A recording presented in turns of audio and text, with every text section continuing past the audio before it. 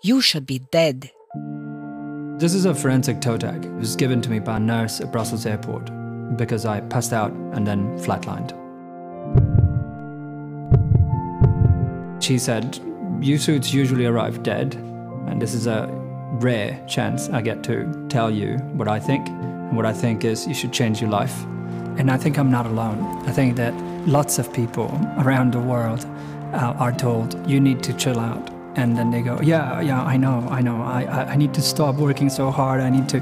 But they're all thinking about building a better future for their children. They're all thinking about what everyone thinks of them. And then it builds and builds and builds and builds. Stress nearly killed me. You know, I was fighting for my life. And I wanted to take my background in music and in computer science and build tools that would help people connect with their bodies and understand stress better.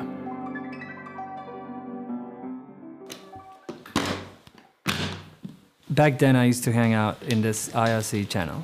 An argument broke out about artificial intelligence and music. And there was this guy who just kept coming back at me with constant, better arguments than everybody else. I was just like, whoa, this guy is something else. Until at some point I realized this guy is it.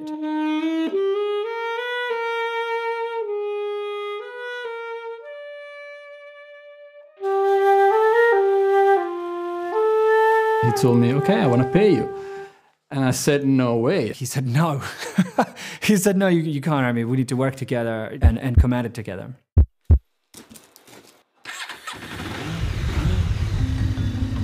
So the first thing we built was a prototype that turned brainwaves into music. And all we wanted was to give you a visual and a sonic feedback on whether you were managing to focus and calm down. We were trying to find out if our idea was any good, because we didn't know. We just made it. And I went to a conference in San Francisco and I thought, this is an opportunity to pitch to everybody and their parent. You know, like I'm gonna pitch to everybody. But this is one guy I really wanted to pitch to, and I knew he wouldn't give me the time. I was actually pretty busy at the time, but this gentleman was absolutely relentless. And I thought, well, fine. I'm just gonna sit outside his door and email him every like half an hour. I gave him 15 minutes, and I told him that he could have 15 minutes. He said, if you can get here by 2 p.m., I'll give you 15 minutes, right? But by then I'd been sitting outside for 6 hours, so I thought, fine, yeah, I can get there by 2 p.m. So he came into my office, sat down, he pulled out this really geeky headset. And I put that on, and I was like fishing for my earlobe and trying to clip it on. And it was just the weirdest, most geeky, interesting piece of technology I'd seen. I turned it on, and suddenly it was, you know, making sound. It's like, this is making sound on my brainwaves. And then his reaction changed a little. I saw the opportunity there, but definitely not the way he was doing it. And he was focusing on the wrong organ. My very specific challenge to David was take the iPhone, hack the optical sensor, the camera, and by putting your finger on it, I want to see the waveform of my heart on the screen, the beats, the variances, and turn them into music. I mean, I was feeling amazing because I just thought, okay, this is it. It's a shift, it's a pivot, right? And pivots are good because it means someone is interested. On my way down the stairs, I found Davide and I said, okay, I met this guy, this incredible guy. He wants us to build music using the heart. By the time I hung up the phone, he was already working on it. 6 hours later, he'd cracked it. He sent me this email that just read, guess what this is? And it was a picture of a waveform. I was in shock, you know, I was thinking, he can't have done it already. This is impossible, it's impossible. That was easy, because you just need to watch the color of your finger over time, and every time the blood flows into your finger, it will become a little bit darker. I had to walk for a while, because I couldn't believe what we just done. And I was standing on that pier thinking, this feels so different than everything else we've done. David sent me an application from London. I put my finger on the back of the camera. I could see the waveform of my heart, and he sonified my heartbeat through a bass. And for the first time, I listened to the bass kick of my heart. Just that was moving.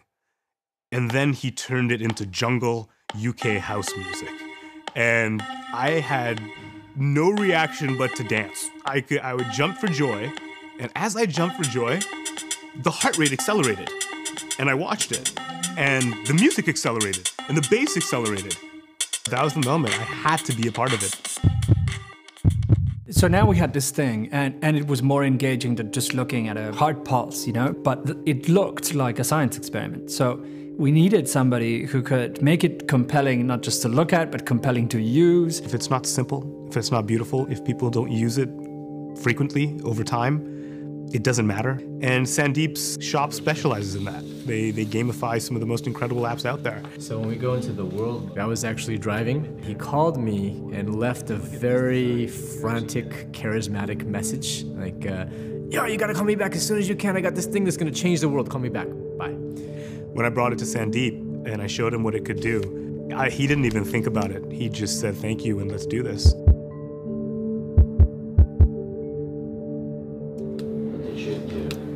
I asked my oldest son if he wanted to hear his heartbeat. And he looked at me really confused, and I put it against his finger. And you saw this moment of realization. For someone who's never even thought about or been conscious of the fact that they have a heartbeat, this moment of realization where he feels it beating, and then this beautiful music starts playing. And that sense of wonder that I saw immediately is something I want to replicate over and over again. For so long, we've had technology that we react to. And for the first time, we're moving into an era where technology will be able to understand how we feel.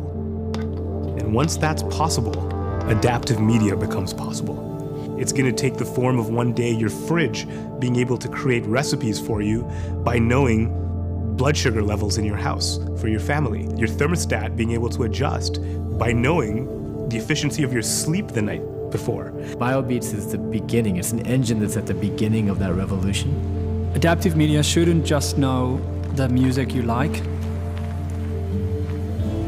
Imagine if you could have a playlist that gets built in real time, but that listens to the way your body is reacting.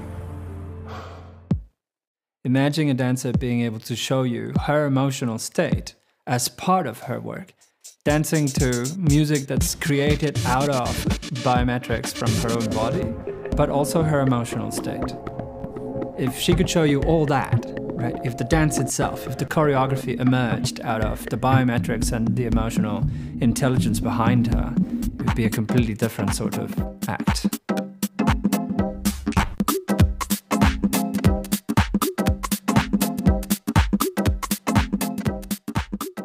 Imagine having a large crowd. Let's say they get a push notification, and it's time for the next set to start by this incredible DJ that's about to go on stage. But step one is put your fingers on your phone. And so the collective pulse of the crowd now gets pushed to the DJ booth, and the DJ now uses this data to start his set. And for the first time ever, you have a completely unique musical experience. I love doing this because I believe we can change people's lives. The information contained in the beats of our heart has the power to change everything.